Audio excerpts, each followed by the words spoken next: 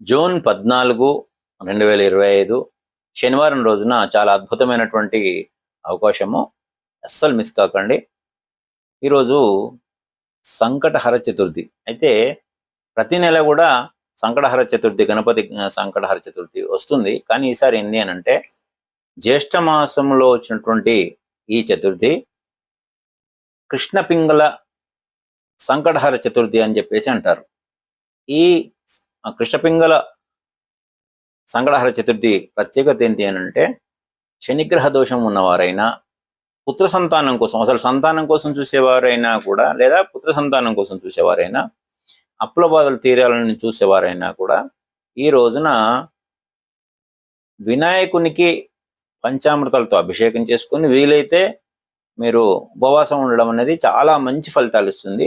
ఉదయం నుండి ఉపవాసం ఉండి సాయంత్రం వరకు, చంద్రోదయం అంటే చంద్రుడు వచ్చేంత వరకు ఆగి చంద్రుడిని దర్శనం చేసుకొని మళ్ళీ ఒకసారి వినాయకుని కనుక పూజ చేసుకున్నట్లయితే అద్భుతమైనటువంటి ఫలితాలు ఇస్తాయి.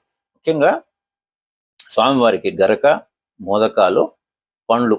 మోదకము అంటే మనము వినాయకుని చవితికి చేస్తారు కదా మోదకం. ఆ మోదక ప్రియుడు కనుక గరకతో పూజించాలి, పండ్లు నైవేద్యం పెట్టాలి, మోదకంతో నైవేద్యం పెట్టాలి. ఇది గణపతికి.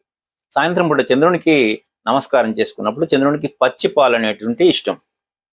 ఆప్యాయస సమేతదే విష్ణుస్వం అని మనకు మంత్రం ఉంటుంది కనుక, అంటే పాలు, క్షీరము, పచ్చి పాలు ఆయనకి ఇష్టం కనుక దాన్ని నైవేద్యం పెట్టండి.